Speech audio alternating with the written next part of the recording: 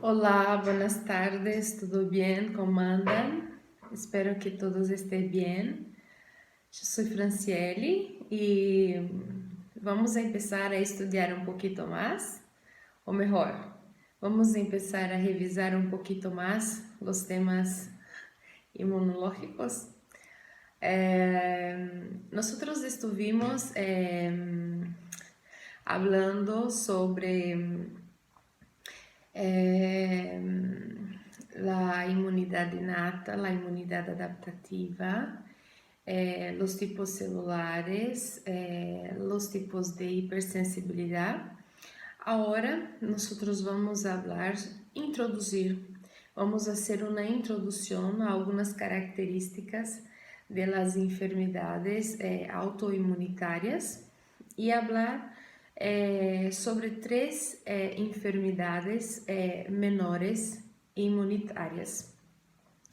Elas são, apesar de ser menores, não são menos importantes, por isso que vão ser citadas, porque os profes lo citam. E depois nós vamos falar em outros vídeos sobre as maiores. Estas três seriam a miopatia inflamatória, a enfermidade mista del tejido conjuntivo e a poliarteritis nodosa. São estas três. Temos o Robin Cotran como base e tenho acá mi querido resumen para ter minha ideia lógica e não prolija para passarmos a informação e depois também repassar de forma muito rápida. Dale. Então, vamos começar. Vamos começar. É assim. Lo que vamos fazer hoje seria falar sobre as características de las enfermedades inmunológicas. Algunas de las características principales que las define principalmente. Una característica distintiva del sistema inmune es la capacidad para discriminar entre lo propio y lo extraño y de mantener la tolerancia entre antígenos propios, así como de generar una respuesta inmune eficaz contra patógenos y células malignas. La relación entre la tolerancia y la inmunidad es dinámica. La pérdida de dicha tolerancia desencadena eventos adversos que conducen a manifestaciones fisiopatológicas tales como infecciones, tumores malignos o autoinmunidades. Bueno, esto fue lo que estuvimos hablando en la hipersensibilidad. Nuestro cuerpo, esta maquinaria tan hermosa, Dios la hizo con la capacidad de reconocer lo que es normal a nuestro cuerpo y de resachar lo que es malo. Las reacciones inmunes contra los autoantígenos son una causa importante de ciertas enfermedades en los seres humanos y se estima que afecta al menos del 2% de la población. La autoinmunidad patológica solo es probada cuando hay la presencia de una reacción inmunitaria específica frente a algún antígeno contra el propio tejido. ¿Por qué esto? Porque en algunos casos, mismo habiendo la presencia del autoantígeno, no se presenta la enfermedad. ¿Por qué? Porque es en baja cantidad. Às vezes, el autoantígeno está en baja cantidad.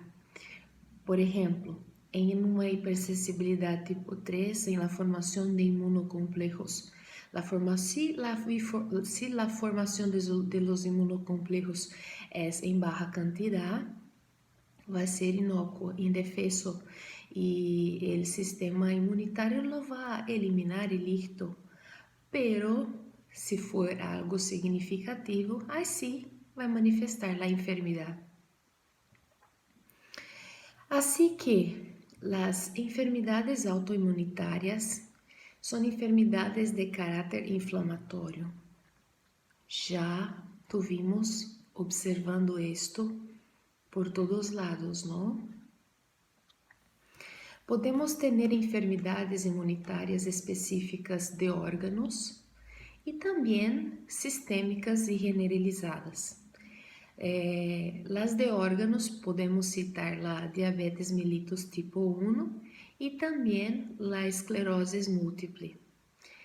La enfermidade sistêmica ou generalizada imunitária, podemos citar o lúpus eritematoso sistêmico. Todas estas três são enfermidades muito importantes que nós vamos ter que estudar.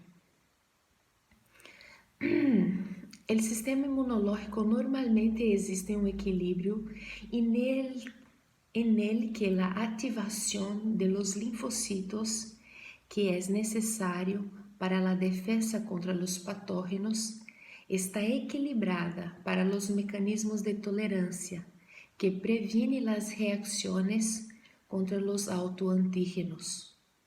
La causa base de las enfermedades autoinmunes es la falta de tolerancia, lo que permite que se desarrollen respuesta contra los autoantígenos.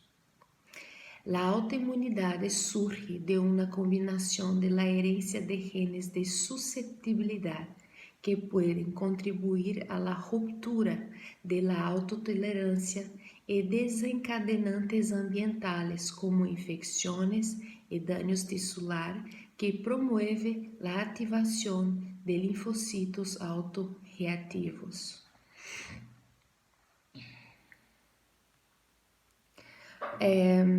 Esto es una cosa muito importante, la tolerancia.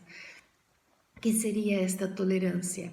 Sería la capacidad que nuestro sistema inmunológico tiene para decir que nuestros antígenos propios son buenos y que ellos no pueden hacer nada de malo con nosotros mismos. Entonces, esto es algo bueno. Si pasa algo malo, se pasa algo irregular, alguna alteración, sea de natureza genética o sea de natureza ambiental, ahí se genera la autoinmunidad. ¿Entiende? Espero que sí. Devido a que los receptores...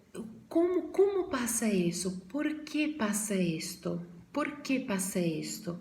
Yo voy a decir ahora por qué pasa esto. Volvemos. Tenemos la tolerancia. La tolerancia sería esta característica de que nuestro sistema inmunológico respeta nuestro tejido propio. Existe todo un sistema en nuestro organismo que hace con que ellos tengan este respeto a nuestro tejido propio. ¿Y por qué pasa esto? Vamos a oír. Devido a que los receptores de antígenos de los linfocitos se generan por recombinación somática de genes de forma aleatoria, los linfocitos con receptores capaces de reconocer nuestros propios antígenos se generan constantemente y estas células deben eliminarse o inactivarse tan pronto como reconozcan los propios antígenos de nosotros, para prevenir nosotros de causar daños tisulares. O sea, en nuestras células, en las células de los linfocitos, son generados receptores que son constantemente cambiados para que ellos no reconozcan los tejidos de nuestro propio organismo como algo extraño. Esta seria uma explicação mais específica nosotros entendermos. Los mecanismos de autotolerancia pueden clasificarse ampliamente en dos grupos, la tolerancia central y la tolerancia periférica. Bueno, esta tolerancia o este respeto a nuestro tejido propio puede ser central ou pode ser de natureza periférica. Deus, em sua sabedoria, hizo com que esta tolerância ou este respeto do sistema imunológico fuera hecho a partir de um âmbito central e a partir de um âmbito periférico. Del âmbito central seria o seguinte: neste processo, los clones inmaduros de linfocitos T y B, autoreactivos, que reconocen los propios antígenos durante su maturación en los órganos linfoides centrales o generativos, el timo para las células T y la médula ósea para las células B, mueren o se vuelven inofensivos. Esto se llama selección negativa, o sea, en el timo para los linfocitos T, en la médula ósea para los linfocitos B. Ellos son estimulados, ellos son activados de forma tal de que si hay alguna alteración en tales receptores, si hay alguna alteración ahí, ellos mueren por apoptosis. Ellos no se dejan salir para trabajar, porque si ellos salen, ellos van a reconocer antígenos de nuestros propios organismos. Quando eu hablo antígeno de nosso próprio organismo, seria, eu quero dizer, reconhecer células de nosso próprio organismo. Por exemplo, em la diabetes mellitus tipo 1, sería reconocer los autoantígenos o los antígenos alterados que no tuvieron selección negativa adecuada, reconocer las células beta del páncreas. Así hay mucha hiperglucemia y la persona tiene diabetes. ¿Por qué? Porque hubo una destrucción por las células inmunitarias de las células betas que producen insulina en el páncreas. ¿Entendiste el ejemplo que yo dije para usted? Esta sería la tolerancia central. Después, vamos a tolerancia periférica. Si, por ejemplo, pasa de que alguien escapa de la tolerancia central, vamos a tolerancia periférica. Ellos se escapan a la tolerancia periférica, pero hay recursos ahí para agarrar, atrapar ellos. Esto en un organismo estable y saludable, ¿no?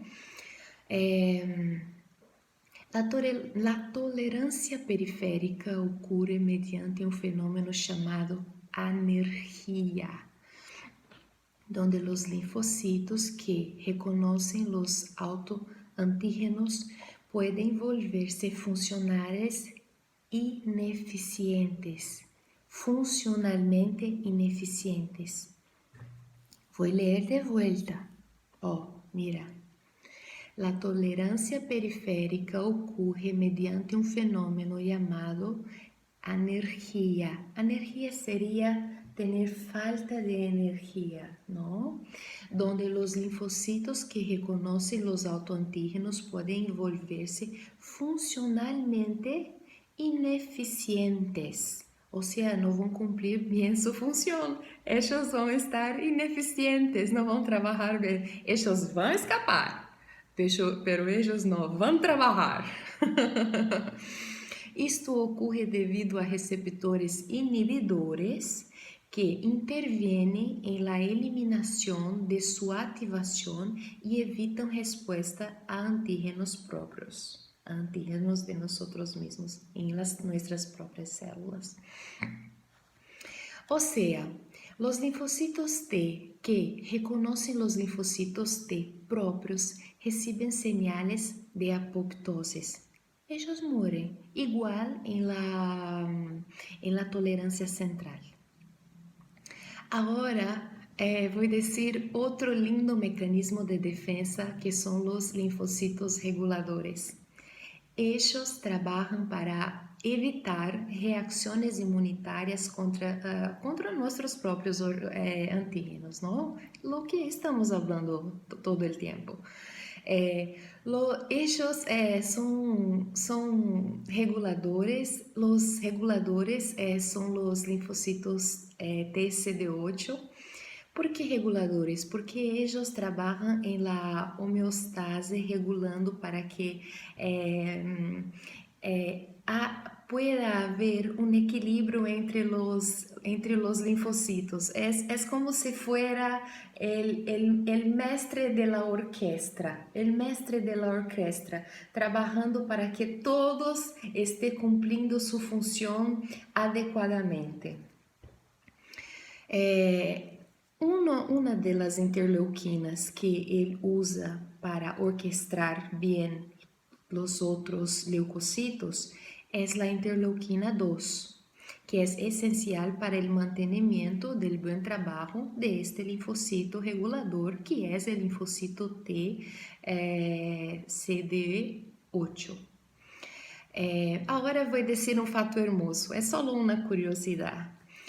Los linfocitos CD8 son los involucrados en la aceptación del feto por el sistema inmune de la madre una vez que el feto tiene los antígenos del padre distintos de la madre. Hay la necesidad de una supresión inmunitaria materna para el mantenimiento del embarazo. ¿Por qué? Porque el embrión, el feto, cuando la madre está embarazada, es un cuerpo extraño. El sistema inmune podría decir que él en realidad dice que es algo extraño y intenta rechazar esto, pero los linfocitos CD4 hacen con que esto no pase. El sistema inmune de la madre baja y este feto no es rechazado. ¿Y por qué esto pasaría? Porque el feto tiene antígenos distintos, muy distintos de la madre, que serían antígenos del padre. Interesante, ¿no? A mí me gusta, dentro de estas características que yo dije de tolerancia central, tolerancia periférica, todo esto hay influencias tanto ambientales quanto multigénicas. Se cree que los genes de susceptibilidad y los desencadenantes ambientales inducem uma série de cambios que contribuem ao desarrollo de la autoinmunidade. La mayoría de las enfermedades autoinmunes são transtornos multigénicos complejos e de ambiente também. Entre los genes que se sabe que estão associados com la autoinmunidade, a maioria de la contribuição está en los genes de HLA en el cromosoma 6. Yo ya decoré el cromosoma 6. Es el cromosoma de los receptores de MHC clase 1 y clase 2. Además de esto, hay las infecciones que pueden desencadenar las reacciones autoinmunitarias importantes y principalmente los virus que hacen esto es el Epstein-Barr y el virus HIV. Um exemplo muito interessante de citar seria este que vou ler agora. Por exemplo, alguns micróbios podem expressar antígenos que têm as mesmas sequências de aminoácidos que os próprios antígenos de nós outros. Mira vos, eu vou repetir isto. Alguns micróbios podem expressar antígenos que têm as mesmas sequências de aminoácidos que os próprios antígenos de nós outros. Las respuestas inmunes contra los antígenos microbianos pueden resultar en la activación de los linfocitos autorreactivos en nuestro organismo. Normal esto, ¿no? Este fenómeno se llama mimetismo molecular. Un ejemplo claro de este mimetismo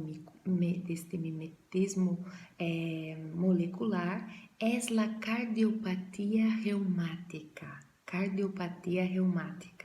en la que los anticuerpos contra las proteínas estreptocóxicas reaccionan de forma cruzada con las proteínas del miocardio y causa miocarditis. O sea, em vez de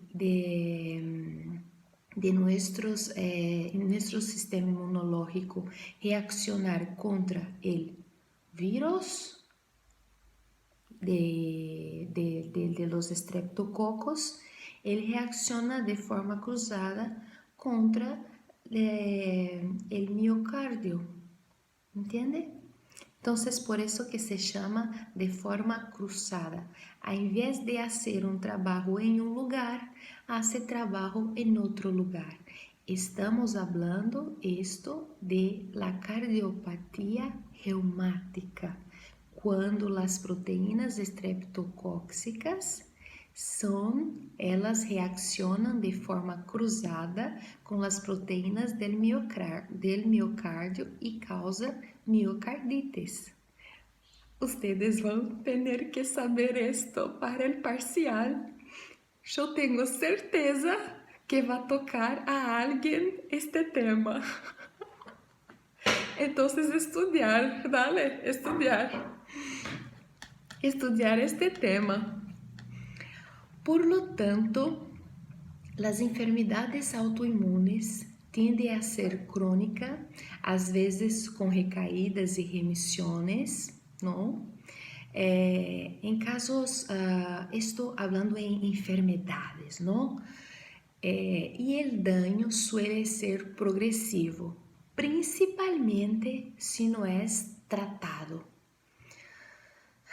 Na maioria das enfermidades inflamatórias crônicas são causadas por anomalias excessivas, ou seja, são reações excessivas, como por exemplo a psoriasis, a esclerose múltiple, a enfermidade inflamatória intestinal, a artritis, reumatoides, o lupus, que seria o lupus eritematoso sistémico. Así que, chicos, teniendo en cuenta lo que yo dije sobre la tolerancia inmunitaria, quiero empezar a hablar sobre 3 pequeñas y breves, pero no menos importantes, como yo ya dije antes, enfermedades inmunitarias, que sería la miopatía inflamatoria, la enfermedad mixta del tejido conjuntivo y la poliarteritis nodosa. Son sencillas. El profe en el power de él, el profe Nahuel, él no se delonga mucho. Él habla más sobre la miopatía inflamatoria, pero la enfermedad mixta del tejido conjuntivo y la poliarteritis nodosa, él habla menos en esta parte inmunológica. Se eu não me engano, é porque isto vai para outras unidades. Então, vamos. Miopatías inflamatórias. As miopatias inflamatórias são transtornos pouco comuns, caracterizados por lesiones e inflamações de los músculos esqueléticos, Há 3 transtornos distintos: dermatomiosites, poliomiosites e miosites por cuerpos de inclusão. Estes podem ocorrer solos ou com outras enfermidades. Vamos começar por la dermatomiosites.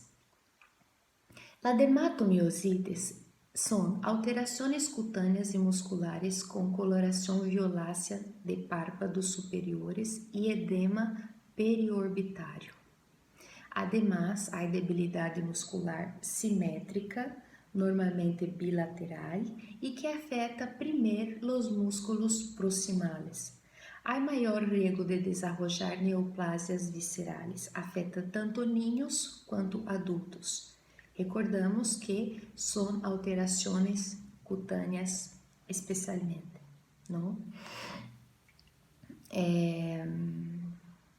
E, claro, como eu disse, é uma miopatia, que são inflamações de los músculos esqueléticos com uma manifestação cutânea em la dermatomiosites. ¿Por que eu friso isto? Porque em la poliomiositis não há manifestação cutânea. La poliomiositis são lesões musculares simétricas, proximales, sem compromisso cutâneo. As lesões são causadas por los linfocitos CD8 em la capa endomisial de las miofibras musculares. ¿Recuerda las miofibras musculares? ¿Se recuerda del dibujo del músculo, las miofibrichas? Agarrar la imaginación ahora, por favor. Se chama endomísio. Bueno, vou ajudar. Endomísio. O que seria o endomísio? Se chama endomísio a la capa de tejido conectivo que rodeia cada fibra muscular. Cada fibra muscular que temos é recoberta por el endomísio. E este endomísio, neste caso, está dañado. E os linfocitos CD8 dañam a capa de tejido conectivo del endomísio, que rodeia cada fibra muscular. La poliomiositis pouco se associa a cânceres e é prevalente em los adultos. Então, acá, nós vamos ter uma pessoa com debilidade muscular, pero não há manifestação cutânea. Dale? Depois, a terceira, como vimos acá, em la miopatia inflamatória, há 3 tipos de transtornos distintos: dermatomiosite, poliomiosites e miosites de cuerpos de inclusão. Agora hablamos sobre la miositis por cuerpos de inclusão. La miositis por cuerpos de inclusão é uma lesão muscular assimétrica, ou seja, não há simetria, as outras duas sim havia simetria, e são distales, donde há vacuolas de miocitos afetados, ou seja, os miocitos em los microscópios apresentam vacuolas. Bueno, esto es las miopatías inflamatórias que queria dizer, que o profe Nauel principalmente queria dizer, e el Robin e el Cotran. Agora, quero falar sobre a enfermidade mista del tejido conectivo. La enfermedade mista del tejido conectivo es una combinación de las características del lupus, de la esclerosis sistémica y de la poliomiositis. Ajá! Importante esto. Tenemos uma enfermedade que agrega a característica principal de 3 enfermidades interessantes. La enfermidade mista del tejido conjuntivo é uma combinação de características del lupus, de la esclerose sistémica y de la poliomielite. La enfermedad se caracteriza serológicamente por títulos elevados de anticuerpos ANA. ¿Qué son ellos?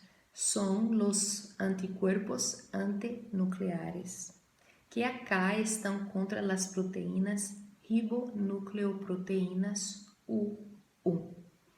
Isso é uma característica específica desta enfermidade, ¿vale? E no lupus eritematoso sistémico existe uma afetação principalmente de los vasos sanguíneos, de los glomérulos e de las articulações, com vasculites, glomerulonefrites e com artrites. Por quê?